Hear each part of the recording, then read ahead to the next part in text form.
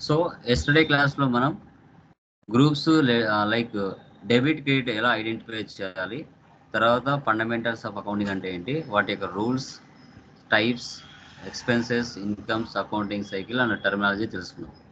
So today క్లాస్లో మనకి groups ledgers అంటే ఏంటో తెలుసుకున్నాం. వన్స్ ఒకసారి మనము టాలీలో ఒక కంపెనీ క్రియేషన్ చేసామంటే ప్రీ డిఫైన్డ్గా 28 గ్రూప్స్, 2 లెడ్జెస్, 24 ఓచర్ టైప్ కేసు ప్రీ డిఫైన్డ్గా జనరేట్ అయిపోతాయి. ఓకే, మనం ఏం చేయాలంటే మన బిజినెస్లో జరిగే డైలీ ట్రాన్సాక్షన్స్ ఏవైతే ఉంటాయో వాటిని మనం ఏం చేస్తామంటే రికార్డింగ్ చేసుకోవాలి.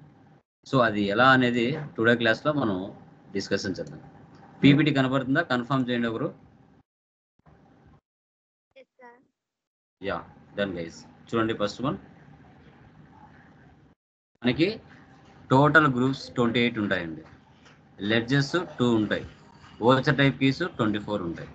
ఓకే, సో టుడే క్లాస్ వచ్చేసి మనకి గ్రూప్స్ లెడ్జెస్ కాబట్టి వాటి గురించి క్లియర్గా డిస్కషన్ చేద్దాం. ఓకే, టుమారో క్లాస్లో మనకి ఓచర్ టైప్ కీస్ ఉంటాయి, వాటి గురించి డిస్కషన్ చేద్దాం.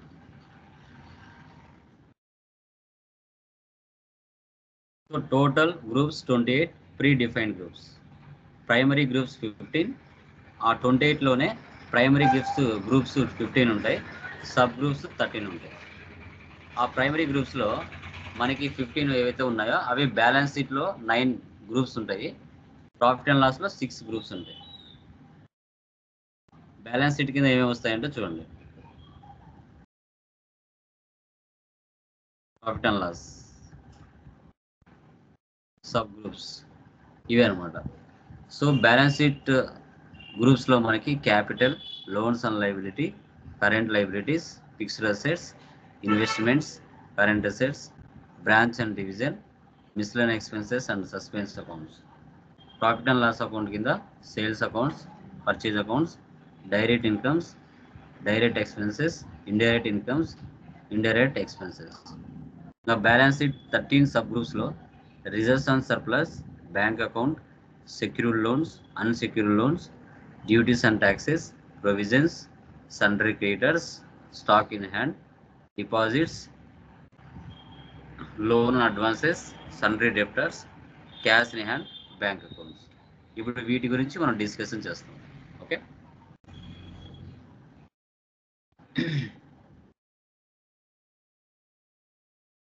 మనకి టాలీలో ఇలా షో చేస్తాయి 28 గ్రూప్స్.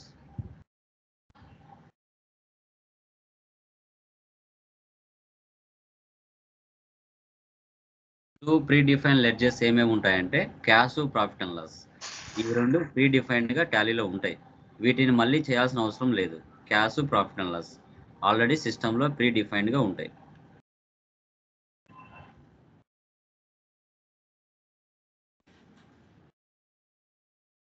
దీంట్లో బోల్డ్లో వచ్చేసి గ్రూప్స్ ఉంటాయి, ఇటాలిక్లో వచ్చేసి లెడ్జెస్ ఉంటాయి. ఓకే, ఇప్పుడు చూడండి, లెఫ్ట్ సైడ్ గ్రూప్స్ ఉన్నాయి, రైట్ సైడ్ లెడ్జెస్ ఉన్నాయి. ఓకే, ఈ లెడ్జెస్ ఎలా జనరేట్ అవుతాయి సార్ అంటే, నిన్న నేను మీకు 4 ప్రాబ్లమ్స్ వాట్సాప్లో ఇచ్చున్నాను. వాటిని ఏమంటారంటే జర్నల్ ఎంట్రీస్ అంటారు. ఆ జర్నల్ ఎంట్రీస్ నుంచి లెడ్జెస్ని డివైడ్ చేసి ఏ లెడ్జర్ ఏ గ్రూప్ కింద వస్తుందో మనం ఐడెంటిఫై చేయాలి. సో ఫస్ట్ క్యాపిటల్ అంటే ఏంటి?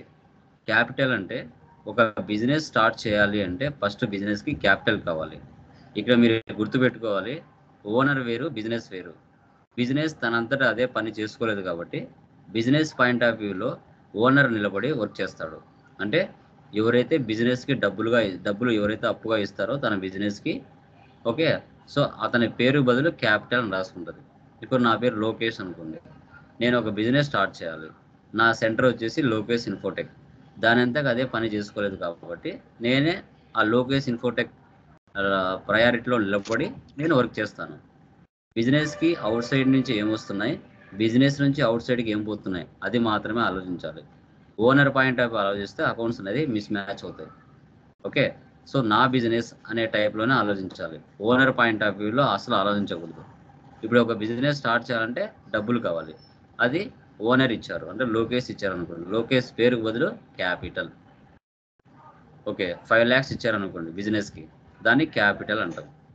అదే ఓనరే బిజినెస్ నుంచి పర్సనల్ యూజ్ కోసం తీసుకుంటే దాన్ని డ్రాయింగ్స్ అంటారు. Drawings, capital drawings. ఇవి 2 లెడ్జెస్ వచ్చినా మీరు ఏం గ్రూప్ తీసుకోవాలి? ఆటోమేటిక్గా క్యాపిటల్ అకౌంట్ తీసుకోవాలి. Capital account, capital drawings. మీరు చేసే ప్రాబ్లమ్స్లో ఇవి ఏ వచ్చినా కూడా మీరు క్యాపిటల్ గ్రూప్ తీసుకోవాలి. Capital group. నెక్స్ట్ పర్చేజెస్ అని ఉంది. ఓకే, ఒక బిజినెస్ స్టార్ట్ చేసాము. బిజినెస్ స్టార్ట్ చేసిన తర్వాత మన బిజినెస్ కావాల్సిన స్టాక్ ఆర్ గూడ్స్ ఏవైతే అవసరం ఉంటాయో అవి మార్కెట్లో ఉన్న సప్లయర్స్ దగ్గరికి వెళ్ళి మన బిజినెస్ పర్చేజ్ చేస్తుంది. అంటే వైవి స్ట్రీట్కి వెళ్ళి మనకు కావాల్సిన వస్తువులు పర్చేజ్ చేస్తుంది. Example, purchases from Raju, purchases from Karthik, purchases from Balaji. ఆ రాజు, కార్తిక్, బాలాజీ వాళ్ళని కాసేపు పక్కన పెడితే పర్చేజెస్ అనే లెడ్జర్ వచ్చింది అంటే మనము పర్చేజెస్ గ్రూప్ తీసుకోవాలి. ఇప్పుడు మనం రాజు నుంచి 50,000 సరుకు పర్చేజ్ చేసాం అనుకోండి, దాంట్లో 10,000 సరుకు డ్యామేజ్ జరిగింది. మనం ఏం చేస్తాం అంటే మన బిజినెస్ ఏం చేస్తుంది, అదే రాజుకు పర్చేజ్ రిటర్న్స్ చేస్తుంది. పర్చేజ్ రిటర్న్స్ అంటే పర్చేజ్ రిటర్న్స్ వచ్చినా మనం ఏ గ్రూప్ తీసుకోవాలి? పర్చేజెస్ తీసుకోవాలి. తర్వాత name of the creditors, suppliers or givers అంటాం. అంటే ఇక్కడ ఏంటంటే for example purchase from Raju అన్నాం, పర్చేజ్కి పర్చేజ్ గ్రూప్ వస్తుంది. రాజుకి ఏమొస్తుంది? సండ్రీ క్రెడిటర్స్ వస్తుంది. Sundry creditors. మన బిజినెస్కి ఎవరైతే సరుకు ఇస్తారో మార్కెట్లో వాళ్ళను యాక్చువల్గా సప్లయర్స్ అంటాం. బట్ దానికి టాలీలో ఏం పేరు ఉంది? సప్లయర్కి సండ్రీ క్రెడిటర్ అని ఇచ్చారు. Sundry creditor. పర్చేజ్ పక్కన పేరు వచ్చింది అంటే అది ఇద్దరైనా, 10 మంది అయినా, 100 మంది అయినా, 1000 మంది అయినా కానివ్వండి, అందరినీ మనం సండ్రీ క్రెడిటర్స్ తీసుకోవాలి. Sundry creditors. పర్చేజ్ పక్కన నేమ్ వస్తే example, purchase from Raju traders, purchase from Karthik traders, purchase from Pallavi traders. అలా నేమ్స్ ఏ వచ్చినా అందరికి నేమ్స్ అండర్లో సండ్రీ క్రెడిటర్స్ తీసుకోవాలి. Sundry creditors. అర్థమైందమ్మా? ఇది ఎవరికైనా డౌట్ ఉందా ఈ చార్ట్? ఎనీవన్? ఈ చార్ట్ అర్థమైందమ్మా అందరికి? క్యాపిటల్, పర్చేజ్ రిటర్న్, డ్రాయింగ్స్, తర్వాత మనకి సండ్రీ క్రెడిటర్స్. క్లియరా? మ్యూట్ తీసి చెప్పండి. అర్థమైందా ఈ కాన్సెప్ట్? నెక్స్ట్కి వెళ్దాం. మనము ఓన్గా ఒక బిజినెస్ స్టార్ట్ చేయాలి అంటే ఫస్ట్ క్యాపిటల్ కావాలి. ఓకే, సో తర్వాత మన బిజినెస్ కావాల్సిన స్టాక్ ఆర్ గుడ్స్ ఏవైతే అవసరం అవుతాయో అవి మనము మార్కెట్లోకి వెళ్ళి ఒక 10 మంది సప్లయర్స్ అని ఉండొచ్చు, 100 మంది అయినా ఉండొచ్చు, 1000 అయినా ఉండొచ్చు. ఎంతమంది ఉన్నా మన బిజినెస్కి కావాల్సిన స్టాక్ ఎక్కడైతే ఉంటుందో, ఏ సప్లయర్ దగ్గర ఉంటుందో ఆ సప్లయర్ దగ్గరికి వెళ్ళి మనం పర్చేజ్ చేస్తాం. మనకు సరుకు ఇచ్చే వాళ్ళు ఎవరైతే ఉంటారో వారిని సండ్రీ క్రెడిటర్స్ అంటారు.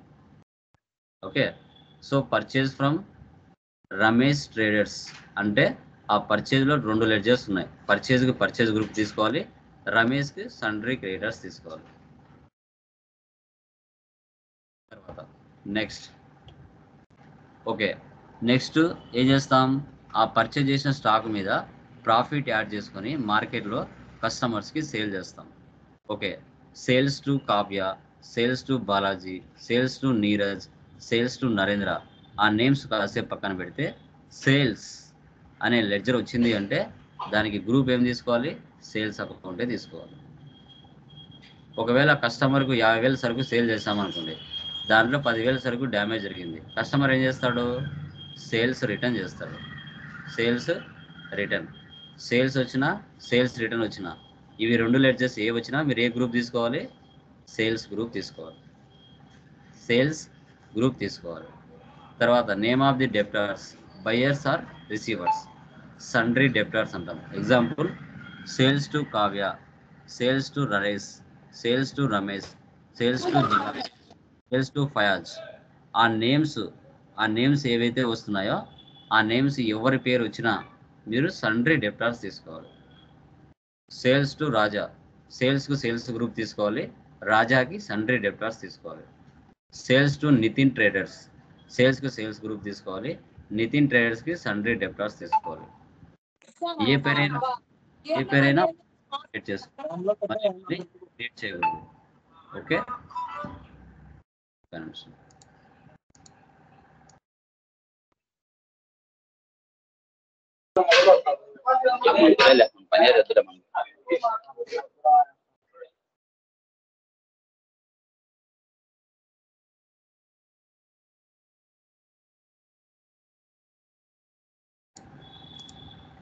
ఓకే. సో అదనమాట. సేల్స్ పక్కన నేమ్ వచ్చింది అంటే అది సండ్రీ డెబ్టార్స్ అవుతుంది. పర్చేజ్ పక్కన నేమ్ వచ్చిందంటే అది సండ్రీ క్రెడిటార్స్ అవుతుంది. అది గుర్తుపెట్టుకోండి.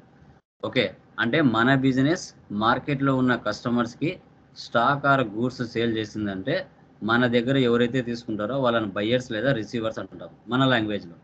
బట్ టాలీ లాంగ్వేజ్లో సండ్రీ డెబ్టార్స్ అంటాం వాళ్ళని. ఓకే, సో తర్వాత డైరెక్ట్ ఎక్స్పెన్స్ గ్రూప్, ఇవన్నీ ఫ్యాక్టరీలో జరుగుతాయి. సో ఒక ఫ్యాక్టరీలో పనిచేసే వాళ్ళు శాలరీస్కైనా పనిచేసేయచ్చు, లేదంటే డైలీ వేజెస్కైనా పనిచేయచ్చు. వేజెస్ అంటే మార్నింగ్ నుంచి ఈవినింగ్ వరకు వర్క్ చేసుకొని పర్ డే శాలరీ తీసుకొని పర్ డే అమౌంట్ తీసుకొని వెళ్ళిపోతారు. ఫ్యాక్టరీ ఓన్ కాకపోతే రెంట్ పే చేయాలి. ఫ్యాక్టరీలో మెషిన్లు పనిచేయాలంటే పవర్ ఉండాలి, ఫ్యూయల్ ఉండాలి. ఆ మెషిన్ ఫ్యాక్టరీలో ఒక ప్రోడక్ట్ తయారవుతే ఆ ప్రోడక్ట్ని ఒక ప్లేస్ నుంచి మరో ప్లేస్కి వెళ్ళాలంటే క్యారేజ్ ఇన్వర్స్ జరుగుతుంది. వేరే దేశాలకు ఎక్స్పోర్ట్ కానీ ఇంపోర్ట్ కానీ చేసుకుంటారు. ఇంకా transportation charges, godown rent, gas charges, water charges, ఇలాంటి లెడ్జెస్ ఏ వచ్చినా కూడా ఇక్కడ ఉన్న ఇవన్నీ సింగిల్ లెడ్జెస్. ఇవి ఏ వచ్చినా మనము డైరెక్ట్ ఎక్స్పెన్స్ గ్రూప్ కింద తీసుకోవాలి. Direct expense. క్లియర్ మా? ఈ పేజ్ అర్థమైందా? Please confirm.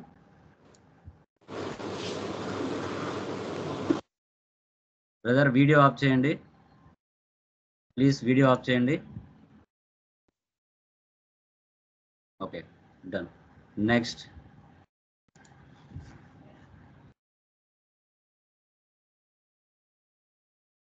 Indirect expenses. ఇవన్నీ ఆఫీస్లో జరుగుతాయండి. ఇండైరెక్ట్ ఎక్స్పెన్సెస్ అన్ని ఆఫీస్లో జరుగుతాయి. ఓకే, సో ఇక్కడ ఎంప్లాయీస్కి కంపల్సరీగా నెల శాలరీస్ ఇవ్వాలి. ఓన్ కాకపోతే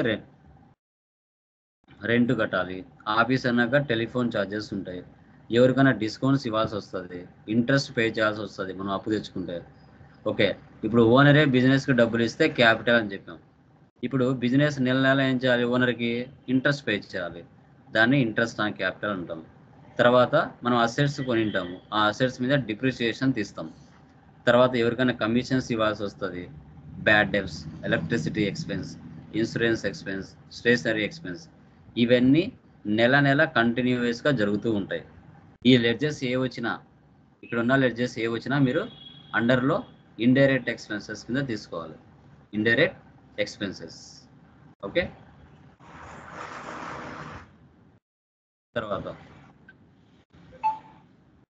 తర్వాత వచ్చేసి loans and liability. So loans and liability అంటే ఇక్కడ లోన్స్ టేకెన్ ఫ్రమ్ వేరియస్. మన బిజినెస్ మార్కెట్లో ఉన్న పర్సన్స్ దగ్గరైనా కావచ్చు, బ్యాంకుల దగ్గరైనా కావచ్చు, వెళ్ళి అప్పుగా అమౌంట్ తెచ్చుకుంటే బయట వెళ్ళి, సో వాళ్ళ నేమ్స్ తీసుకొని అండర్లో లోన్స్ అండ్ లైబిలిటీ రాయాలి. Example, loan taken from Muthoot finance, loan taken from Pallavi merchants, loan taken from HDFC bank. So ఆ బ్యాంక్ కింద పల్లవి అండర్లో, తర్వాత ముత్తూట్ ఫైనాన్స్, వాటి అండర్లో లోన్స్ అండ్ లైబిలిటీ తీసుకోవాలి. ఇక్కడ మనం పర్చేజ్ చేయట్లేదండి, లోన్ తీసుకుంటున్నాం. లోన్ టేకెన్ అనే పదం కంపల్సరీగా మెన్షన్ చేస్తారు. లోన్ టేకెన్ అనే పదం కంపల్సరీగా మెన్షన్ చేస్తారు. టేకెన్ అంటే కంపల్సరీగా అదే అనమాట. తర్వాత లోన్స్ అండ్ అడ్వాన్సెస్. మన బిజినెస్ ఎవరికైనా లోన్ ఇస్తే, loan given to Raju traders, loan given to Muthoot Fincorp, loan given to SBI bank, వాళ్ళ అండర్ గ్రూప్లో మనం లోన్స్ అండ్ అడ్వాన్సెస్ తీసుకోవాలి. Loans and advances. మన బిజినెస్ అప్పు తెచ్చుకుంటే బయట లోన్స్ అండ్ లైబిలిటీ, మన బిజినెస్ అప్పు ఇస్తే లోన్స్ అండ్ అడ్వాన్సెస్ కింద తీసుకోవాలి. తర్వాత ఫిక్స్డ్ అసెట్స్ అంటే ఈ అసెట్స్ వల్ల మన బిజినెస్ ఒక సంవత్సరం పైనే యూజ్ పొందాలి. వీటిని ఫిక్స్డ్ అసెట్స్ అని చెప్పుకుంటాం. Example, land, computer, buildings, printer, machinery, car, furniture, mobile. Okay, ఈ లెడ్జెస్ ఏవైనా కొన్నామంటే మన బిజినెస్ పర్పస్ కోసం కొంటాము, మన బిజినెస్ పర్పస్ కోసం ఉపయోగించుకుంటాం. వీటిని ఫిక్స్డ్ అసెట్స్ అంటాం. ఇవి ఏ వచ్చినా కూడా మీరు అండర్ గ్రూప్ ఫిక్స్డ్ అసెట్స్ తీసుకోవాలి. ఫిక్స్డ్ అసెట్స్ మనం తీసుకోవాలి.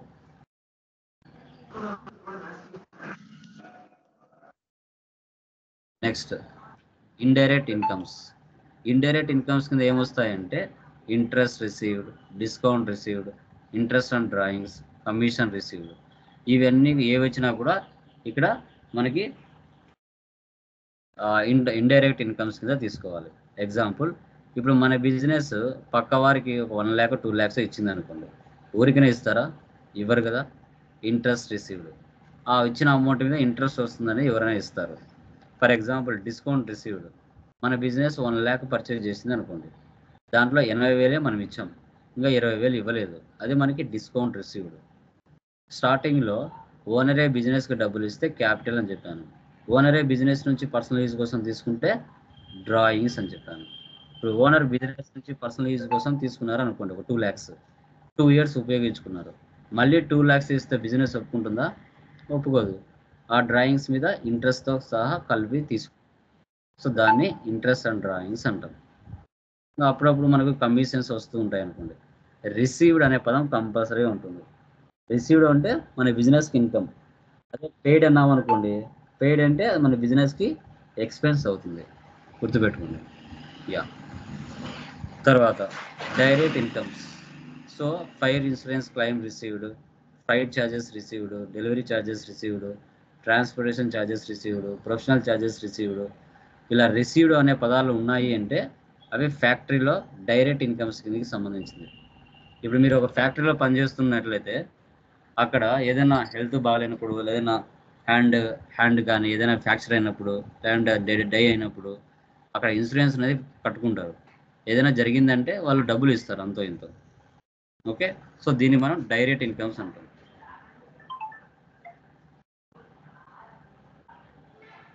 ఓకే, మా రిమైనింగ్ వాళ్ళకి మా స్క్రీన్ కనబడుతుందా? సో అందుకోసమే అప్పుడప్పుడు స్క్రీన్ కనబడుతుందా లేదా అని అప్పుడప్పుడు చెప్తూ ఉండాలి. సైలెన్స్ ఉంటే ఎలాగా? ఓకేనా? ఇవన్నీ కూడా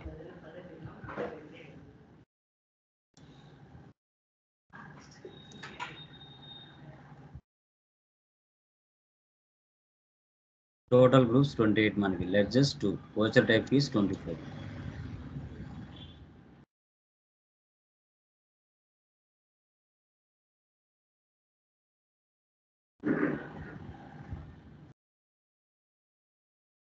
టోటల్ 28 గ్రూప్స్ ఈ విధంగా టాలీలో మనకు షో చేస్తాయి.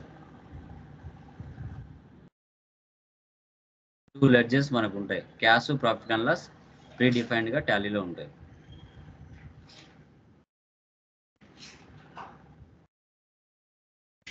లెడ్జెస్ మీకు నిన్న గ్రూప్స్లో ఏవైతే ఇచ్చి ఉన్నానో వాటిలో వాటిని జనరల్ ఎంట్రీస్ అంటాం. ఆ జనరల్ ఎంట్రీస్ నుంచి లెడ్జెస్ని మీరు డివైడ్ చేసి ఏది ఏ గ్రూప్ కిందకి వస్తుందో తెలుసుకోవాలి. క్యాపిటల్ డ్రాయింగ్స్ ఏ వచ్చినా క్యాపిటల్ అకౌంట్లో తీసుకోవాలి. పర్చేజ్ రిటర్న్స్ వచ్చాయంటే పర్చేజ్లో తీసుకోవాలి. Name of the persons names ఏవైనా వచ్చాయంటే పర్చేజ్ పక్కన సన్డ్రీ క్రెడిటర్స్ తీసుకోవాలి. తర్వాత సేల్స్ రిటర్న్స్ వచ్చాయంటే సేల్స్ గ్రూప్లో, అదే సేల్స్ పక్కన నేమ్ వచ్చిందంటే sundry debtors. Wages, factory rent, power and fuel, carriage inwards, export and import, ఇవి ఏమి వచ్చినా కూడా లెడ్జెస్ డైరెక్ట్ ఎక్స్పెన్సెస్ కింద తీసుకోవాలి.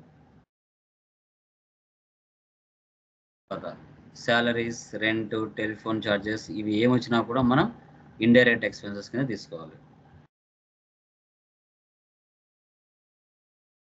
మన బిజినెస్ అవుట్ సైడ్ నుంచి లోన్ తెచ్చుకుందంటే అది పర్సన్స్ అయినా, బ్యాంక్స్ అయినా, ఇన్స్టిట్యూట్స్ అయినా లోన్స్ అండ్ లైబిలిటీ తీసుకోవాలి. మన బిజినెస్ ఎవరికైనా లోన్ ఇస్తే లోన్స్ అండ్ అడ్వాన్సెస్లో తీసుకోవాలి. ఇంకా land, computer, buildings, printer, machinery, car, furniture, mobile, ఇవి ఏమి వచ్చినా కూడా ఫిక్స్డ్ అసెట్స్లో తీసుకోవాలి.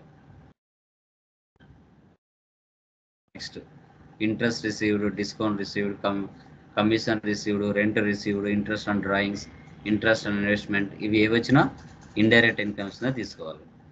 డైరెక్ట్ ఇన్కమ్స్ కింద fire insurance claim received, flight charges, delivery charges, transportation, professional charges, ఇవి ఏ వచ్చినా డైరెక్ట్ ఇన్కమ్స్ తీసుకోవాలి. నెక్స్ట్ కరెంట్ అసెట్స్ అంటే బిల్స్ రిసీవబుల్స్, మనకు రావాల్సిన అమౌంట్స్. ప్రీపెయిడ్ ఎక్స్పెన్సెస్ అంటే 2 నెలలకు కానీ 3 నెలలకు కానీ ముందుగానే డబ్బులు పే చేసి మనం సర్వీస్ తీసుకోవడం. ఓకే, ఇప్పుడు మొబైల్ రీఛార్జ్ కావాలంటే మనం 3 మంత్స్ రీఛార్జ్ చేసుకుంటాం ముందుగా, అది ప్రీపెయిడ్ ఎక్స్పెన్స్. షేర్స్, మార్కెట్లో మనము ఇప్పుడు ఫర్ ఎగ్జాంపుల్ హైదరాబాద్లో నేను ఇంకో బ్రాంచ్ ఓపెన్ చేయాలి, నా దగ్గర డబ్బులు లేదు, మీ దగ్గర అందరి దగ్గర 10,000 డబ్బులు ఉందనుకోండి, నా కంపెనీ షేర్లు నేను మార్కెట్లో అమ్ముతాను, మీ దగ్గర ఉన్న వాళ్ళంతా డబ్బులు పెట్టి నా కంపెనీ షేర్లు కొంటారు, ఆ డబ్బులతో నేను ఇంకో బ్రాంచ్ ఓపెన్ చేసుకుంటాను. ఇలా ఇవి 3 ఏ వచ్చినా కూడా కరెంట్ అసెట్స్లో తీసుకోవాలి.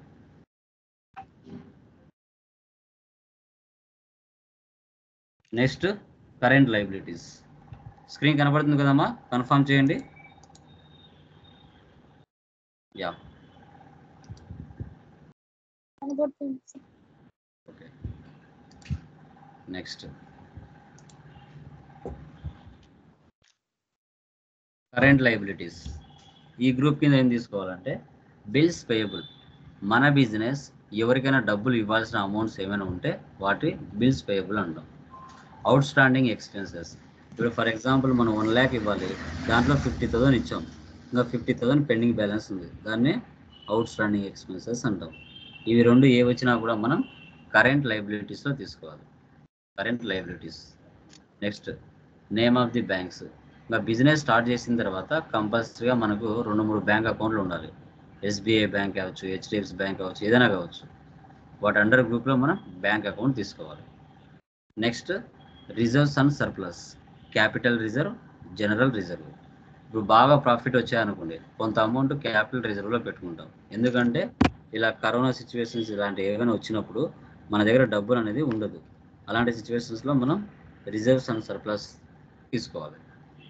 ఇప్పుడు జనరల్ రిజర్వ్ అంటే ఎంప్లాయీస్కి బోనస్లు ఇవ్వడం, ఇన్సెంటివ్స్ ఇవ్వడం, ఓకే, తర్వాత డివిడెండ్స్ ఇవ్వడం, ఇలా జరుగుతుంది. ఇది జనరల్ రిజర్వ్ అంటాం. ఇవి 2 ఏ వచ్చినా కూడా మనం రిజర్వ్స్ అండ్ సర్ప్లస్లో తీసుకోవాలి. Reserves and surplus. తర్వాత మన బిజినెస్ కాకుండా అవుట్ సైడ్ బిజినెస్లో మనం ఇన్వెస్ట్మెంట్ చేస్తే ఇన్వెస్ట్మెంట్కి ఇన్వెస్ట్మెంటే తీసుకోవాలి గ్రూప్. తర్వాత మనకు ట్యాక్సెస్ ఉంటాయి. సిజిఎస్టీ అంటే central goods service tax, state goods service tax, integrated goods service tax. ఇవి 3 ఏ వచ్చినా డ్యూటీస్ అండ్ ట్యాక్సెస్ కింద తీసుకోవాలి. తర్వాత బ్యాంక్ ఓడి, ఓవర్ డ్రాఫ్ట్ అంటాం. అంటే మనం రెగ్యులర్గా బిజినెస్తో ట్రాన్సాక్షన్ చేస్తూ ఉంటే బ్యాంకులతో మనకు అవసరమైనప్పుడు డబ్బులు బ్యాంకు వాళ్ళు ఇస్తారు, దాన్ని బ్యాంక్ ఓడి అంటాం. తర్వాత బ్రాంచ్ అండ్ డివిజన్స్. సో మన బ్రాంచ్ కోసం ఏవైనా పర్చేజ్ చేసామనుకోండి, అప్పుడు అవి బ్రాంచ్ అండ్ ఆఫీస్ తీసేసుకొని లెడ్జర్, దాని అండర్లో బ్రాంచ్ అండ్ డివిజన్స్ తీసుకోవాలి, ఏవైనా అసెట్స్ అయినా కానీ ఏవైనా కానీ.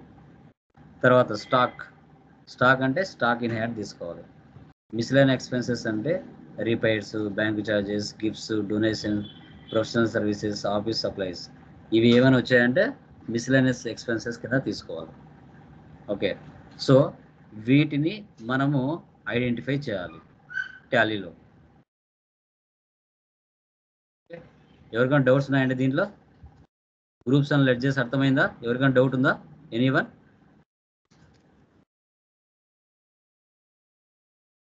ఇప్పుడు కొన్ని ఎగ్జాంపుల్స్ మనం చేద్దాం.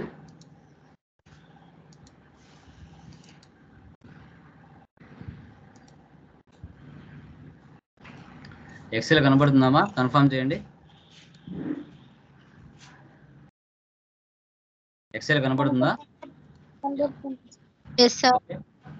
ఓకే, ఇక్కడ చూడండి, ఇక్కడ లెడ్జెస్ ఉన్నాయి. అంటే ఫర్ ఎగ్జాంపుల్ నిన్న మనం ఒక ప్రాబ్లం చేస్తున్నాం, లైక్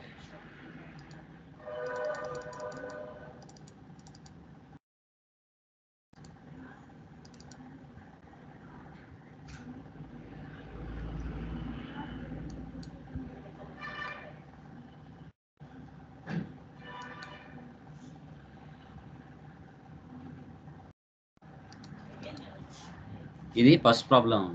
నేహా ప్రైవేట్ లిమిటెడ్. వీటిని ఏమంటామంటే జర్నల్ ఎంట్రీస్ అంటాం. వీటిని జర్నల్ ఎంట్రీస్ అంటారు. మీరు మాన్యువల్గా రాసేటప్పుడు ఎలా రాస్తారు? Cash account data to capital account, purchase account data to Karthik private limited account. Okay, so తర్వాత ఆ విధంగా తీసుకుంటారు. సో ఫస్ట్ మనం ఏం చేయాలంటే వీటిలో లెడ్జర్స్ ఎన్ని ఉన్నాయో ఐడెంటిఫై చేసి ఏ లెడ్జర్కి ఏ గ్రూప్ వస్తుంది అనేది కూడా మనం ఐడెంటిఫై చేయాలి. ఓకే, సో ఇప్పుడు ఈ ప్రాబ్లంలో ఎన్ని లెడ్జర్స్ ఉన్నాయో చెప్పగలరా ఎవరైనా? ఎనీవన్? ఈ ప్రాబ్లంలో ఎన్ని లెడ్జర్స్ ఉన్నాయో చెప్తారు ఎవరైనా? చూద్దాం, చెప్పండి. ఎనీవన్? బీకామ్ స్టూడెంట్స్ చెప్పండి. చెప్పండి, పర్లేదు, ప్రాబ్లం ఏం లేదు. మిస్టేక్స్ అయినా కూడా డోంట్ వరీ, ఎక్స్ప్లెయిన్ చేస్తాము. ఎనీవన్? ఎన్ని లెడ్జర్స్ ఉన్నాయో చెప్పగలరా ఎవరైనా? 10 సార్. చెప్పండి అమ్మా. ఎన్నమ్మా? 10 ఉన్నాయా? ఏమేమి ఉన్నాయి చెప్పు. ఏమేమి ఉన్నాయి? పర్లేదు చెప్పు. చూడండి, ఒక సబ్జెక్ట్ మనం నేర్చుకుంటున్నామంటే సైలెంట్గా ఉంటే రేపు ఇంటర్వ్యూలో వాళ్ళు అడిగినప్పుడు చెప్పకపోతే ఎవరైనా జాబ్స్ ఇస్తారా? మీరైనా ఇస్తారా? నేనైనా ఇస్తానా? ఒక జాబ్ మనకు రావాలంటే మన దగ్గర ఉన్న నాలెడ్జ్ని ఎక్స్ప్లోర్ చేస్తే కదా మనకు జాబ్ వస్తుంది. ఎక్స్ప్లోర్ చేయకుండా అలాగే ఉంటే వస్తుందా? రేపు మీరే ఒక జాబ్ ఇవ్వాలి ఎవరికైనా, అతను అడిగిన క్వశ్చన్స్కి ఆన్సర్ చేయట్లేదు, మీరు అతనికి జాబ్ ఇస్తారా? ఎలా ఇస్తారు? మనం చదివేది ఎందుకు? మన దగ్గర ఉన్న నాలెడ్జ్ని బయటికి ఎక్స్ప్లోర్ చేసినప్పుడే పలానా వ్యక్తిని నమ్మి మనకు జాబ్ ఇస్తాడు. ఓకే, ఇతను నాకు జాబ్కి సెట్ అవుతాడు అనేసి. మీరు చెప్పకుండా పోతే, సైలెన్స్గా ఉంటే ఎవరు ఇస్తారు జాబ్? ఎవరు ఇవ్వరు కదా. మీరైనా ఇవ్వరు, నేనైనా ఇవ్వను. మనం చదివే చదువు మనం అడిగినప్పుడు ఇంటర్వ్యూలో కానీ బయట కానీ ఎప్పుడైతే మనం చెప్పగలుగుతామో అప్పుడే మనకు జాబ్స్ వస్తాయి. అలా చెప్పలేని రోజున జస్ట్ సర్టిఫికేషన్స్ అంతే, నామకే వస్తాయి. జస్ట్ మేము ఇది చేసామని చెప్పుకోవడానికి మాత్రమే. నాలెడ్జ్ అనేది చాలా ఇంపార్టెంట్. మనిషికి రెస్పెక్ట్ ఇచ్చేది నాలెడ్జ్ మాత్రమే. ఆ నాలెడ్జ్ నీ దగ్గర ఉంది అని పక్కనోనికి ఎలా తెలుస్తుంది? ఇలాంటి సిచ్యువేషన్స్లో అడిగినప్పుడు టకా ఆన్సర్ చెప్పగలిగితే వేరే వ్యక్తికి నీ మీద మర్యాద పెరుగుతుంది. ఓకే, ఇతని దగ్గర బాగా సబ్జెక్ట్ ఉంది అనేసి.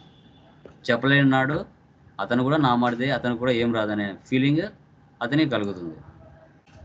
అది నేను మళ్ళీ మీతో చెప్పాల్సిన అవసరం లేదు, మీకు ఆల్రెడీ తెలుసు.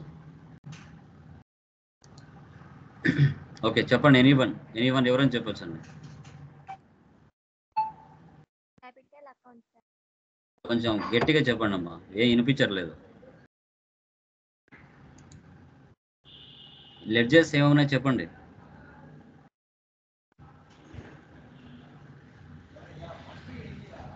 So capital, purchase, Karthik private limited. వచ్చిన పేర్లే వస్తే మళ్ళీ చేయకూడదు. క్యాష్ డిఫాల్ట్గా ఉంటుంది. కార్తిక్ ఆల్రెడీ పైన చేసి ఉంటాం కాబట్టి no need. Sales Kalyan merchants, తర్వాత cash Kalyan no need. SBI bank, rent, wages, discount received, transportation charges. ఇవి లెడ్జర్స్. ఓకే, ఇప్పుడు దీంట్లో చెప్పండి చూద్దాం. ఇది లెడ్జర్స్ కదా. గ్రూప్ ఏమొస్తుంది క్యాపిటల్కి? క్యాపిటల్కి ఏం గ్రూప్ వస్తుంది? క్యాపిటల్ వస్తుంది. Very good. నెక్స్ట్ పర్చేజ్కి ఏమొస్తుందండి group? Purchase returns. Next sundry creditor. Sundry creditor. Very good. Next sales అంటే sales accounts. Very good. Priya traders అంటే డెప్టార్. కొంచెం లౌడ్గా చెప్పండి, వినిపించట్లేదు. Next cash deposit in SBI bank అనుకోండి. బ్యాంక్ అంటే ఏం తీసుకోవాలి? Bank account. సూపర్. రెంట్ అంటే indirect expenses. Super. Next travelling expense అంటే డైరెక్ట్ ఎక్స్పెన్సెస్. వేజెస్ అంటే డైరెక్ట్ ఎక్స్పెన్సెస్. క్యాష్ అంటే ఆల్రెడీ క్యాష్ ఉంటుంది కాబట్టి దీనికి క్యాష్ ఇన్ హ్యాండ్ తీసుకుంటాం. క్యాష్ ఇన్ హ్యాండ్ ఇది ప్రీ డిఫైన్డ్గా టాలీలో ఉంటుంది. తర్వాత కంప్యూటర్ అంటే కరెంట్ అసెట్. కంప్యూటర్ అంటే current asset. Fixed asset. Machinery machinery అంటే ఏంటి మా? మిషనరీ ఏమొస్తుంది చెప్పాలి. తప్పుపోయినా ఏం కాదు. ఇదేం పబ్లిక్ ఎగ్జామ్ కాదు, లేదంటే పబ్లిక్ ఇంటర్వ్యూ కాదు. సబ్జెక్ట్ నేర్చుకుంటున్నాం. స్టార్టింగ్లో ఎవరికైనా మిస్టేక్స్ పోతాయి, తర్వాత మళ్ళీ రికవర్ అవుతాం, అంతేగా. చెప్పండి ఏంటండి? Fixed asset. Very good. Shares అంటే కరెంట్ అసెట్. సాలరీస్ అంటే indirect expenses. Indirect expenses. Factory rent అంటే indirect expense. So direct expenses. Interest received అంటే ఇండైరెక్ట్ ఇన్కమ్. ఇన్వెస్ట్మెంట్ అంటే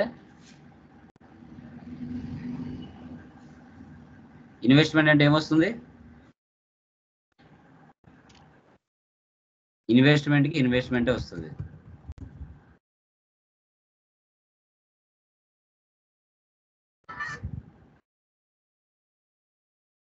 సో తర్వాత బ్యాంక్ ఓడి అంటే బ్యాంక్ ఓడికి బ్యాంక్ ఓడే తీసుకోవాలి. ఓకే. డ్రాయింగ్స్ అంటే capital account. Very good. Purchase return అంటే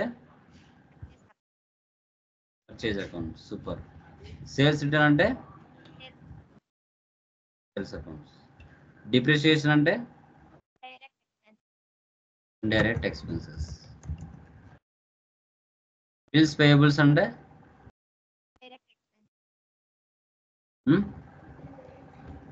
బిల్స్ పేయబుల్ అంటే ఏంటి?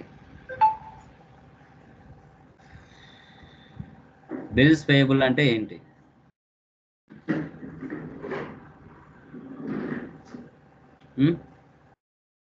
బిల్స్ పే చేస్తున్నారని sir. Current Hmm. Liability. Very good. Current liabilities.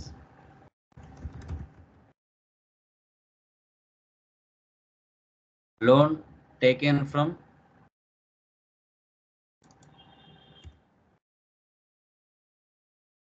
HDFC bank. ఏం తీసుకోవాలి? Loan liability. Loans and liability.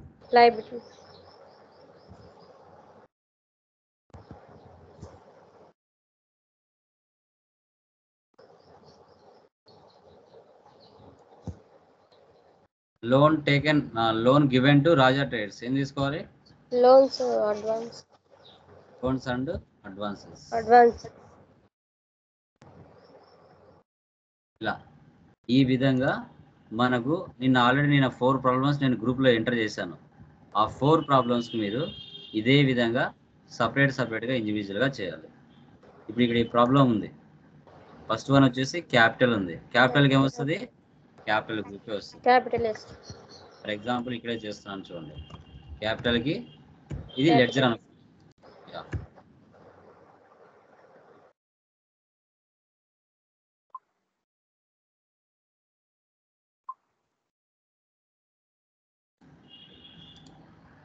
క్యాపిటల్కి క్యాపిటల్ గ్రూపే తీసుకుంటాం.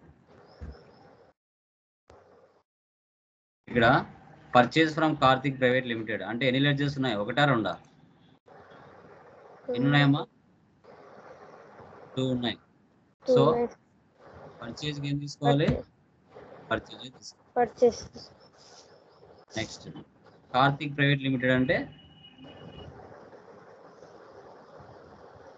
ఏం తీసుకోవాలి?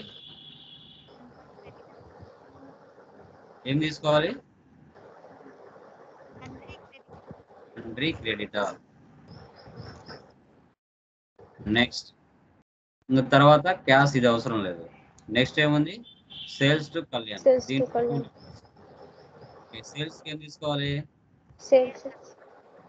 సేల్స్కి సేల్సే తీసుకోవాలి. సేల్స్ తీసుకోవాలి సార్. కళ్యాణ్కి ఏం తీసుకోవాలి? First debtors. Sundry debtors. Next SBI bank అంటే ఏం తీసుకోవాలి? Bank account. నెక్స్ట్ రెంట్ అంటే indirect indirect expenses. Next wages అంటే direct expense. Next discount received అంటే indirect income. Indirect income. Next transportation charges received అంటే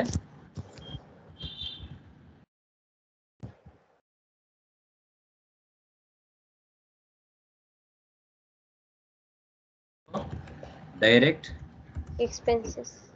ఇన్కమ్. ఓకే. ఇలా అమ్మా, ఇలా రిమైనింగ్ ప్రాబ్లమ్స్ కూడా నేను ఆల్రెడీ గ్రూప్లో పోస్ట్ చేస్తాను. వీటికి కూడా సపరేట్గా మీరు ఐడెంటిఫై చేయాలి.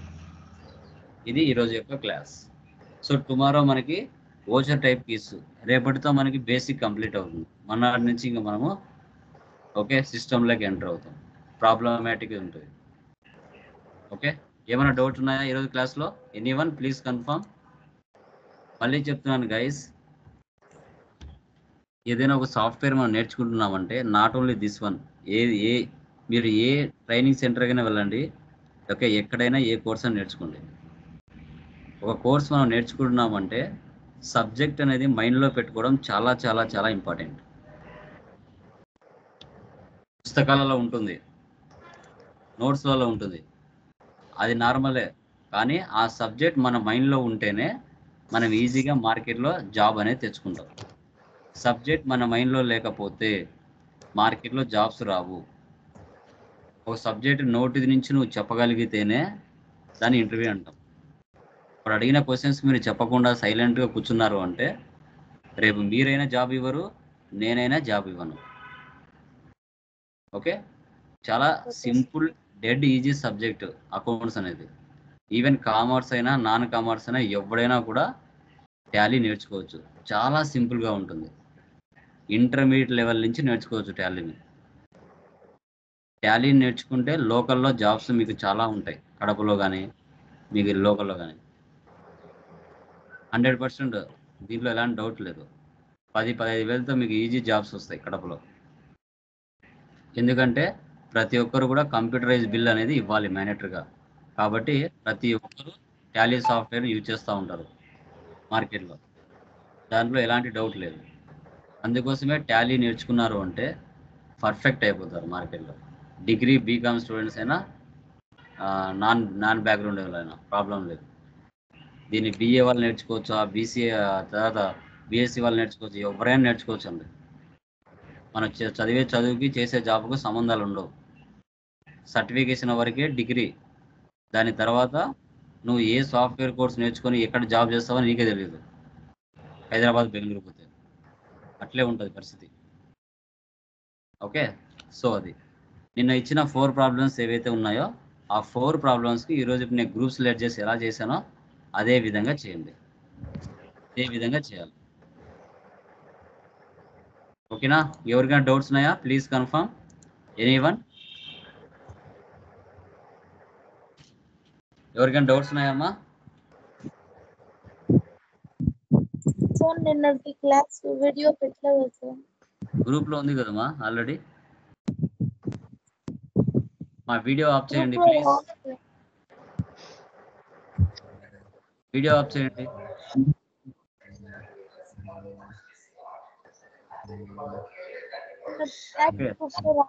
సో నిన్న క్లాస్లో ఎవరైతే జాయిన్ అయి ఉంటారో వాళ్ళకు మాత్రమే వీడియో వస్తుంది. ఈరోజు కొత్తగా జాయిన్ అయిన వాళ్ళకి